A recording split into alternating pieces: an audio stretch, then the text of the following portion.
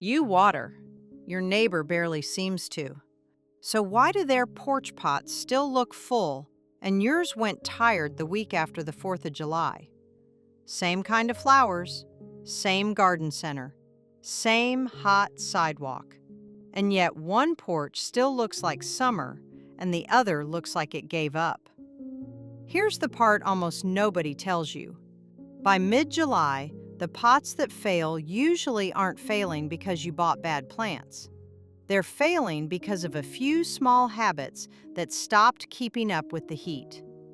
The good news is you can fix most of it this week without buying a single new pot.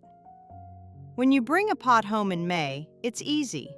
The plant is small, the roots are small, the weather is mild, and the potting mix is fresh and full of moisture. You could practically ignore it and it would look great. Then July shows up. The roots have filled the pot. The days are long and hot. And that same container that coasted through spring now dries out faster than you can keep up with. Nothing went wrong with the plant. The situation changed, and the care didn't change with it. So instead of handing you another list of plants to buy, let's walk through the habits that actually decide whether a pot looks full in July or looks like it's done. 6 of them. Most take a couple of minutes. The first one is how you water. Not how often, how deep.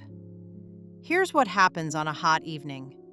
You walk by with the hose or the watering can, give each pot a quick splash, see the top of the soil go dark, and move on. It looks watered. But that quick splash usually only wets the top inch. The roots down at the bottom, the ones doing the real work in July, stay dry. The fix is simple. Water each pot slowly until you see water running out of the drainage holes at the bottom. That's your signal that the whole root ball got a drink, not just the surface. The basic container watering rule is simple.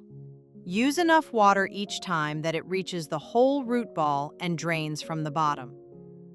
That also helps flush some of the fertilizer salts that can build up in potting mix over time and stress roots. 2 more things make this easier. Water in the morning if you can. It's cooler, less is lost to evaporation, and the plant heads into the hot afternoon already full.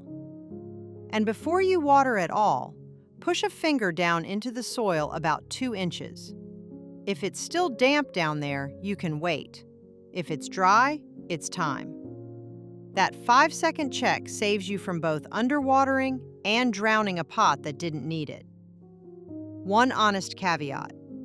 In a real heat wave, on a windy patio, or in a small pot, a container can dry out by afternoon even if you watered that morning. That's not you doing it wrong. Some days genuinely call for a second check. The second habit is about the pot itself, because some pots are set up to struggle in July no matter how careful you are. A small pot holds a small amount of soil, and a small amount of soil holds a small amount of water. On a hot day, a little 4 or 6-inch pot can go from damp to bone dry in a few hours. You'd have to water it 2 or 3 times a day to keep up, and almost nobody can do that. More soil volume is more forgiving. A bigger pot stays moist longer, the roots have room to spread, and the whole thing swings less between soaked and parched. If you've got a plant that wilts every single afternoon, the honest fix often isn't more watering. It's a bigger pot with more soil, or grouping several small pots together so they shade each other and hold a little humidity. The color and material matter too. A thin, dark plastic pot in full sun can heat up enough to stress the roots near the edge, especially on concrete, brick, or a south-facing patio. A larger, thicker, or light-colored pot stays cooler. You don't have to replace everything you own. Just know that the tiny pots are the ones asking the most of you, and plan around them. Third habit, feeding, done carefully. Here's something that surprises people. Every time you water until it drains, you're also washing a little fertilizer out of the pot. That's fine. and even helpful for flushing salts, but it means container flowers run out of food faster than plants in the ground. A pot that looked lush in June can turn pale and stop blooming in July simply because the tank is empty. So flowering annuals in pots usually do need feeding through the summer. The safe way is to follow the label on whatever fertilizer you're using. The label rate and timing are there for a reason, and more is not better. Too much fertilizer can burn roots and scorch the edges of the leaves. There's one rule I'd ask you to never break. Don't fertilize a plant that's dry and heat-stressed. Feeding a wilted, thirsty plant can burn it further. Water it first, let it recover, and feed it later when the soil is moist and the plant has perked back up. Extension sources are consistent on this. Put fertilizer on moist soil, not on a dried-out, stressed plant. The fourth habit is the one that brings the blooms back, and it feels almost too simple. You trim. By midsummer, a lot of annuals get leggy. The stems stretch out long and bare, the flowers move to the very tips, and the middle of the plant looks empty. Petunias are the classic example. Left alone, they turn into a few long, straggly vines with one flower on the end. Two moves fix this. First, deadheading, which just means pinching or snipping off the spent, faded flowers. On many annuals, that nudges the plant to put less energy into seed making and more energy into fresh growth and new buds. Second, when a plant has gone really leggy, cut it back harder. On petunias, for example, trimming the stems back by up to a third encourages the plant to branch out and fill in with fresh growth and new blooms. It may look a little sad at first, but if the plant is still healthy and the weather is not brutal, it often pushes fresh side growth and looks fuller again over the next couple of weeks. A quick note: some of the newer trailing petunia types are sold as self-cleaning and don't strictly need deadheading, though a midsummer trim still helps them look full. And if a plant is leggy and barely blooming, check its light too. Too little sun makes annuals stretch and flower less, no matter how carefully you prune. Fifth habit: give them a break from the worst of the afternoon sun. Full sun on the plant tag usually means the plant wants a lot of light. It doesn't always mean it wants to bake on hot concrete from noon to 6 in July. Heat reflecting off a patio, a wall, or a driveway can push a container well past what that same plant would feel out in a garden bed. If a pot is portable, this is the easiest win there is. Move it where it gets good morning sun, but a little shade in the brutal part of the afternoon. An east-facing wall, the edge of a porch, or a spot with morning sun and afternoon shade can all work.